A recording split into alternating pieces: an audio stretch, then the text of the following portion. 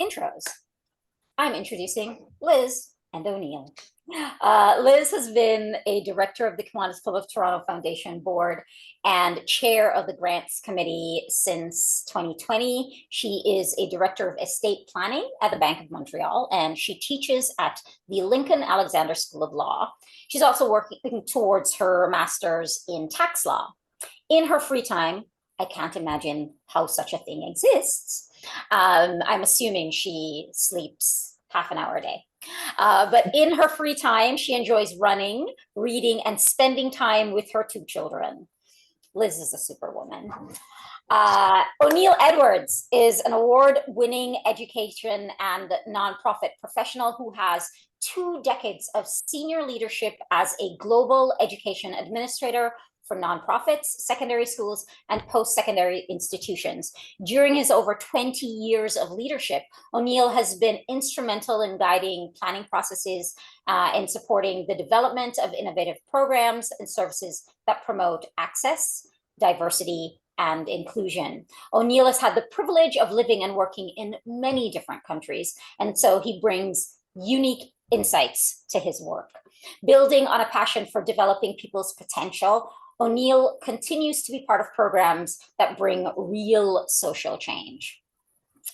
After his involvement with the Arts and Culture Grants process in 2021, O'Neill decided to join the Kiwanis Club of Toronto, and he immediately became a part of our grants committee. He also became a member of the board of directors of the Kiwanis Club of Toronto Foundation in October 2022. Liz O'Neill. Thank you, Denise.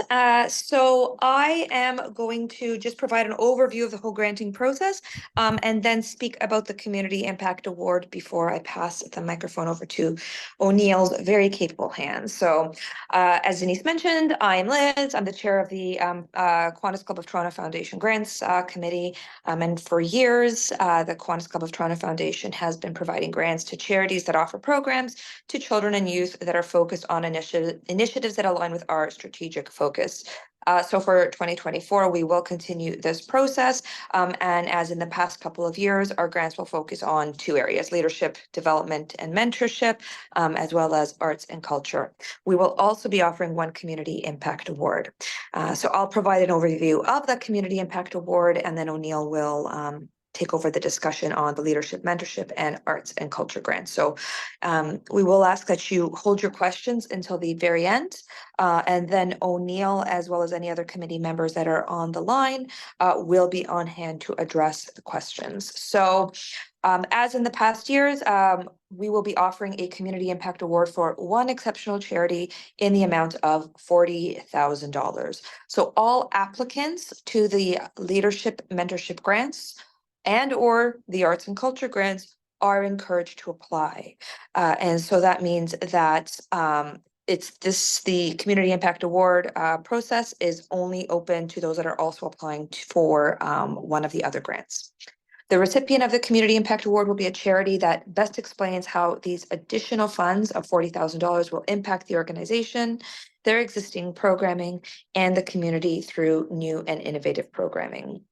Funds cannot be used for programming that has already taken place or costs that have already been incurred.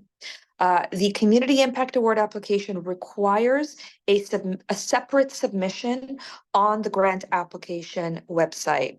And just due to the nature of the software, some information about the organization will have to be repeated in the Community Impact Award application. And even though they are 2 separate applications, I'm just going to reiterate, because this is always a question that's asked every year. Yes, the application for leadership mentorship or arts and culture is necessary to submit the Community Impact Award application as well. Last year, the recipient of the Community Impact Award was Sistema Toronto.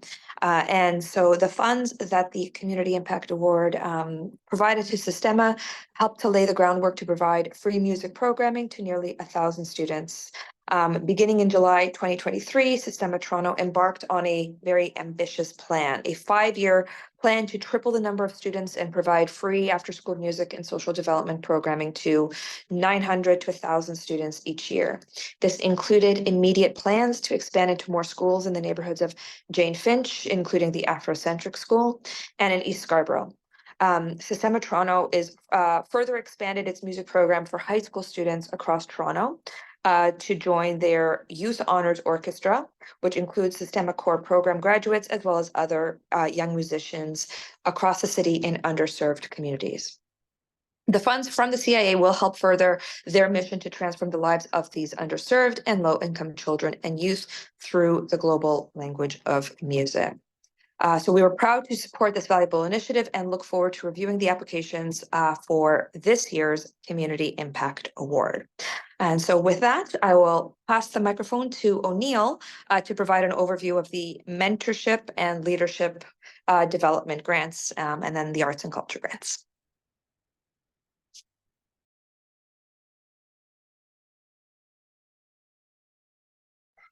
And So I was just talking to myself there, but yeah, I was going to I'm say hoping you're now still everybody could unmuted. actually hear it. Yeah, and I'm done now. Thanks.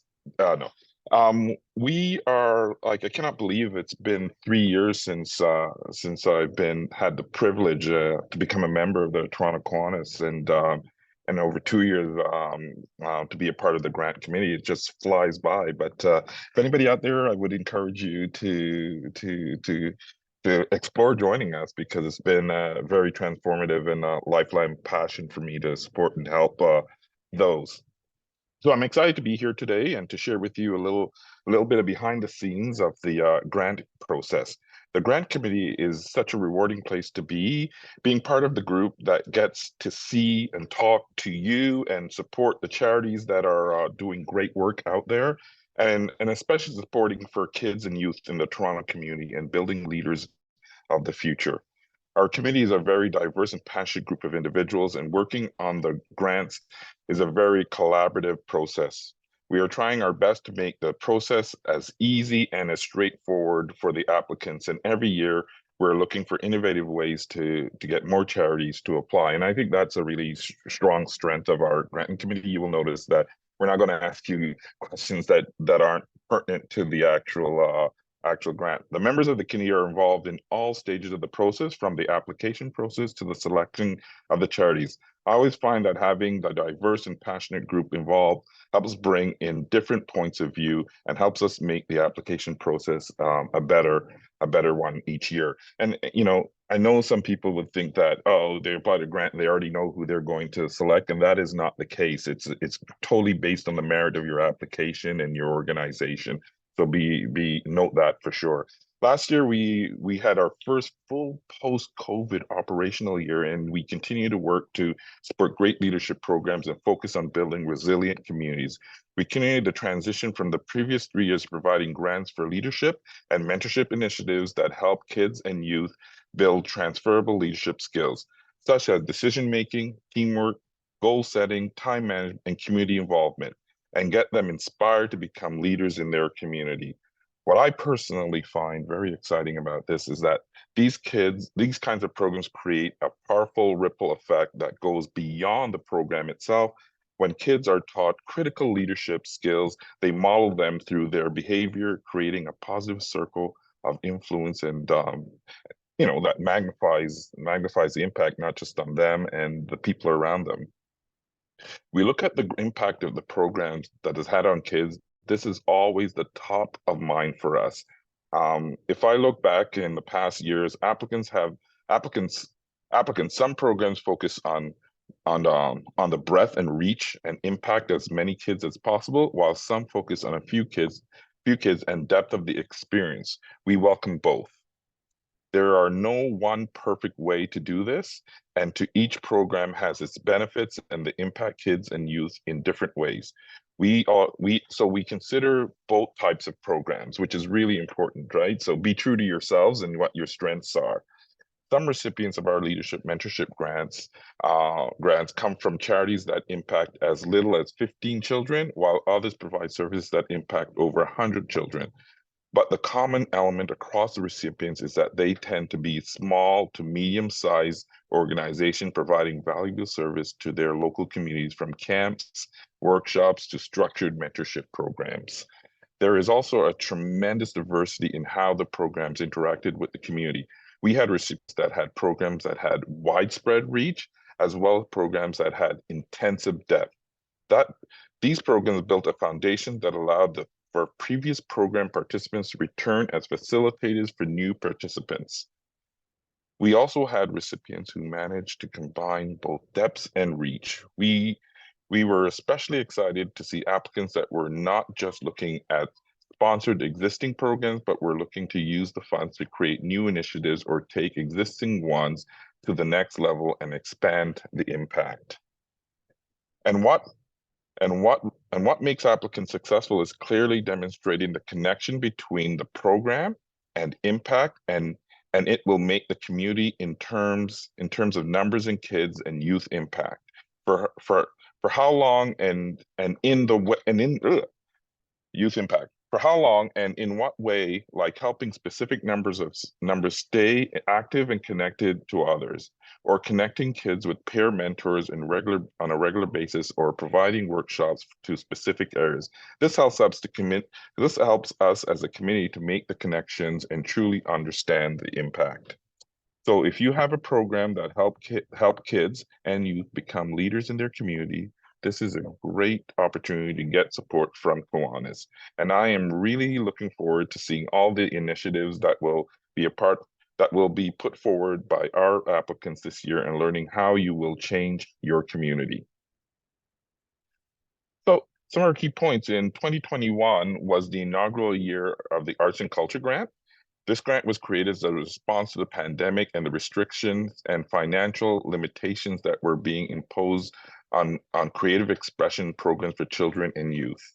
The Arts and Culture Grant from the Kiwanis Club of Toronto Foundation will support initiatives that facilitate the creation of art as a tool for the development of young minds and/or coping with supporting mental health by children and youth in Toronto. These grants will fund programs that encourage young people to express themselves through creative endeavors. Similar to the mentorship and leadership development grants, there was an extensive variety among other recipients. There were programs that spanned the breadth of creative expressions.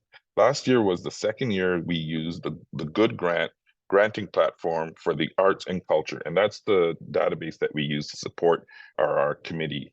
What we noticed was that the charities that had previously applied for our leadership and mentorship grants found success in the Arts and Culture Grant last year.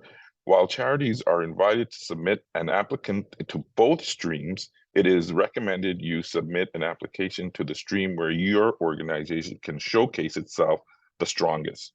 We know that all organizations that submit an application are supporting their communities. It is different in different ways, and this grant stream allows us to support more organizations doing good work. We look forward to reviewing your applications this year and learning how you will change your community through the arts. So that's my little bit for now, but and we'll go forward from there.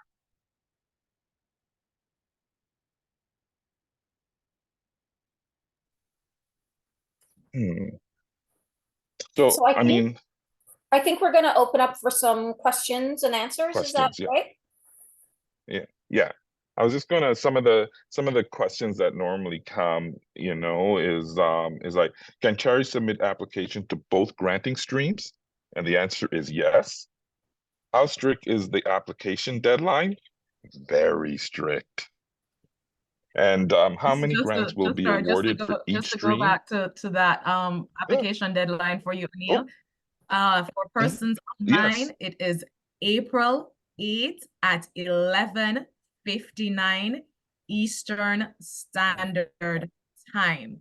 It is an automatic cutoff. So even if you manage to slip in the application because you started it at 11:50, the system automatically cuts off at 11:59. The application may appear on our screen, but we will not be able to assess it. So please bear that in mind. Thanks, Carrie Ann. And another question that people always ask is how many grants will be awarded for each stream?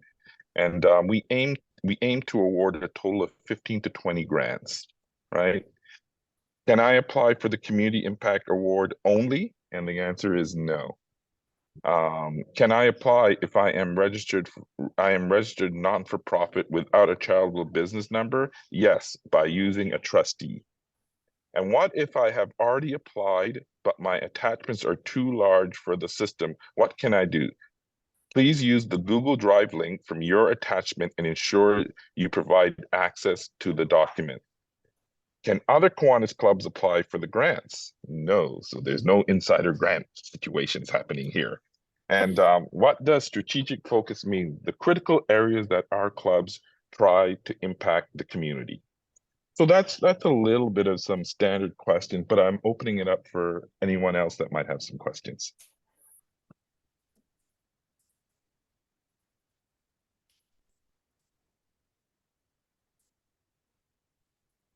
Okay, I'm seeing in the chat that she applied without a trustee. Can you please confirm that?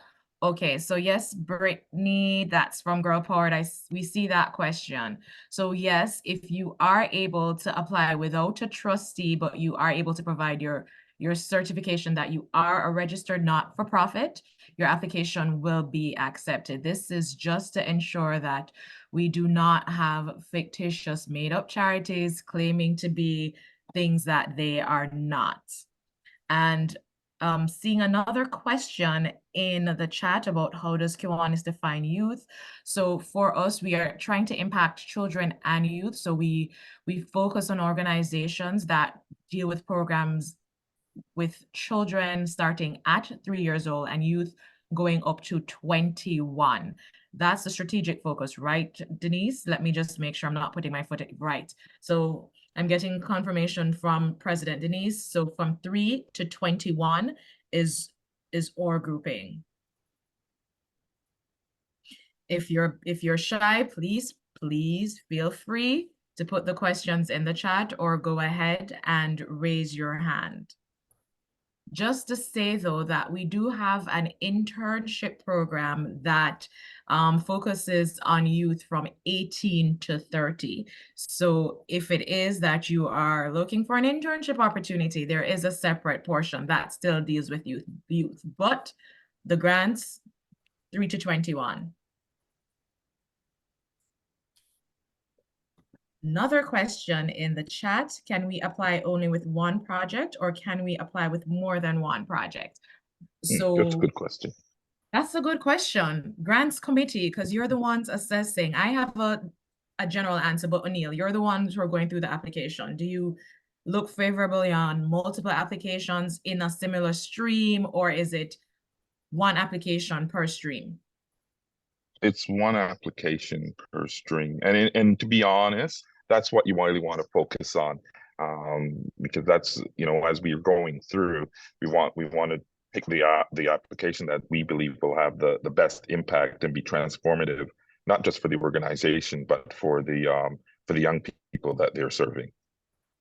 All right, thank you very much for that. I see Brennan Barr's hand is up, so I'll allow you to ask your question, then I'll jump to another question that I see in the chat. Brennan, I hope I pronounced your name correctly. You did. Fantastic. My question was around, you mentioned that you mostly fund small to mid-sized organizations. What is there a maximum when we submit our financials? Is there like a maximum operating budget that you're looking for that you won't fund? What is kind of the range there if there is one? That is an O'Neill and team question. I can just say from my experience with the team, there's not a maximum budget, but O'Neill, you can just confirm. I concur, right? I mean, let me put it this way, like if the YMCA came to us, you know, there are deep, larger organizations, and you know, us giving them what we can isn't going to be as impactful as it is working with you. And so that's what it is. Yeah, or you know, it's not necessarily that in regards to how much money you're bringing in, but it is sort of like the range and the impact that you can have on the community that you are serving in that regards. Okay, I see another question in the chat. It says, do you have a chance to get feedback from a previous year application? Yes, you do. We try very hard to set up meetings with past applicants to provide you as much feedback as possible in relation to past applications and how you can improve for the coming year. We do not get to everybody because I'm typically the person who's giving that feedback and I am only one. So we try and we try to spread the work out to Liz and some members of the team, and we try to give feedback. If you applied last year and did not get feedback immediately after the granting process, I am making myself available again this year prior to your application to provide feedback on last year and as best as possible answer any questions you may have about going into this year's process. And I see another question from Aniel. Can you please speak more about how you would define a meaningful link with the youth in the arts and mental health? O'Neill, that is something that you're passionate about. Can you touch on that for us, please? Yeah, I don't think it's up to us to define that for you. If you're doing good work, you're doing good work. But I mean, I would sort of say, I would say that um you know, we understand that we're not the money that we're giving you isn't to sort of say it's going to be transformational in its impact and we're going to write it up as an academic paper. But what we are saying, what's the best practices you're using in your organization and how is those best practices? Because it's also a learning opportunity for us to be able to sort of say to some of our other grantees, hey, have you thought about what they're doing? Take a look at what they're doing and how do we maybe meld you guys together and really start something that's nobody thought about before. So again, it's really up to what you feel in your organization. It's not for us to come and dictate you. We don't want people to change what they do just for the grant, but it's about enhancing what you are doing. Fantastic. I see another question about, does the programming have to happen in Toronto and define the GTA? So we are looking for programs with applicants that have postal codes that begin with M. So you are applying and your business, your operational address is in Toronto. Your postal code begins with M. In relation to, does the program have to happen in Toronto? No.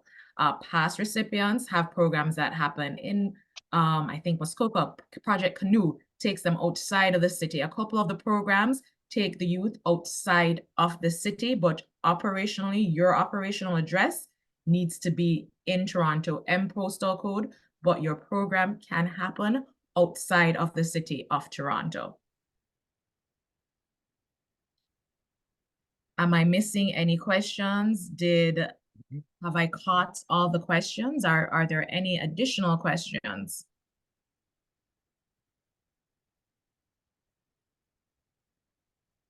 Okay. I think I might have caught all the questions. Yeah. This And I know. Oh, hold on. Yeah. Okay, one more. Yeah. Do the projects have to already be existing? No, they don't. Yeah, a simple one. Yeah, so no, they don't. If it's enhancing an existing program, that's fantastic. If it's a new innovative program, that's also wonderful. Any further questions? Missing anyone? When do we hear about funding and decisions? Okay, so we close on April 8th. We aim to contact all successful applicants by April 30th or the first week of May. And that is because the successful applicants will be invited to Kiwanis Club of Toronto Cocktail Royale. This year, we're going to Nashville. So anyone who was there last year, we were stuck in the 80s. This year, we are going to Nashville. So we give you that long notification period just because we actually want all the grant recipients to be at the event, because that's where we announce the Community Impact Award. So that is not announced until that night.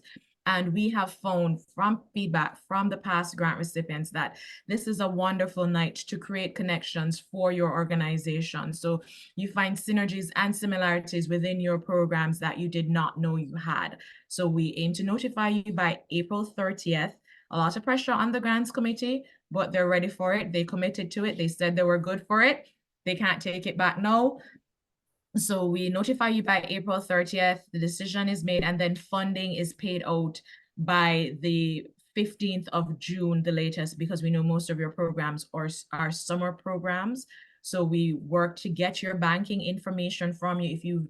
If you are successful, you will get a letter outlining exactly what we need from you to provide payment to your organization. And the Community Impact Award winner is announced at Cocktail Royale, which will be June 7, Hello? 2024. Tickets Hello? are on sale. O'Neill, we're still hearing you. Oh, Okay. sorry. Can you get O'Neill to discuss Kiwanis engagement opportunities from the charities? O'Neill, are you able to discuss the Kiwanis engagement opportunities from the charities? Yeah, there is absolutely so many things that are available from our Kiwanis Care. One of the things that I love is in the wintertime, we actually go and buy different items for families in need over the holidays. There's different sort of projects that are ongoing over the course of the year. Everybody can find their spot. And that's what I really love, is that you'll be able to find your spot, your niche, what you're good at. Could be the committee itself. It could be supporting some of our fundraising efforts, directly involved, like Tea Club, where you're actually in contact with the youth, supporting other sort of Kiwanis initiatives. So if there's something you're keen in, there usually is something that you can truly get involved in. All right. Thank you guys very much. I'm very mindful of everyone's time. I got the wrap-up signal from President Denise, so I'm going to have to wrap up now. If you do have additional questions, I'm sure almost everyone on this call has my email address. Please feel free to shoot me an email, or if you have my telephone number, please feel free to give me a call, and I will be more than happy to connect with you and answer additional questions. Thank you so much, Liz. Thank you so much, O'Neill. Denise, back to you. Thank you guys so much for that informative session, and thank you for all the really insightful questions. I think that's really a big part of why we have this meeting, is to allow for this this question and answer. We learned that in 2021 that we wanted to engage with the charities so that we could be very responsive in how we were giving out our grants. Quickly, I want to say shout out to the Kiwanis Club of Cyber Connect, Etobicoke Philharmonic Orchestra, Tanisha from Variety, the children's charity, Kiwanis Club of Eastern St. Andrew, FCJ Refugee Center, the Children's Peace Theater, BCG Albion, and the Scarborough Center for Healthy Communities. Thank you so much for being in the house with us. Wonderful, wonderful. Upcoming events. You can always find more details about our granting and about other things at torontokiwanis.ca. We've got a lunch meeting on the 27th at 12:15. It's a virtual lunch event. And Sistema, one of our Community Impact Award winner, will be in the house to give charities more information about their process and how the funding has impacted the programming they provide. We have a Kiwanis DLG, sorry, pop up on the screen. Vice Governor candidate, DLG Christine King from the Bahamas, Carrie, yes? Yes. From the Bahamas, will be with us virtually on April 10 for that meeting. For some of our Kiwanians, we're going to the Eastern Canada and the Caribbean convention in May, and DLGE Christine King will be there. We have, right now, we're in our granting season. We also have Cocktails Royale, which is the end of our granting season. It's at the National Yacht Club. Yes. I can't decide on my selected song. I feel like it might be Jolene, but we'll see. I don't exactly have big hair, but who knows? A wig might do. But do come out for Cocktails Royale. It is a wonderful opportunity for the charities to network as well, and just for us to celebrate the end of this season. You've worked hard to put in these grant applications, and so it's wonderful to just celebrate with you, a night to, you know, let your hair down or pin it up or tease it out, whatever works for you. And then on September 11, we have the Kiwanis Club of Toronto Golf Classic at Osprey Valley, TPC Toronto at Osprey Valley. That is an incredible thing. If you're into golf, this is the thing. I'm not into golf, but I hear it's a great day.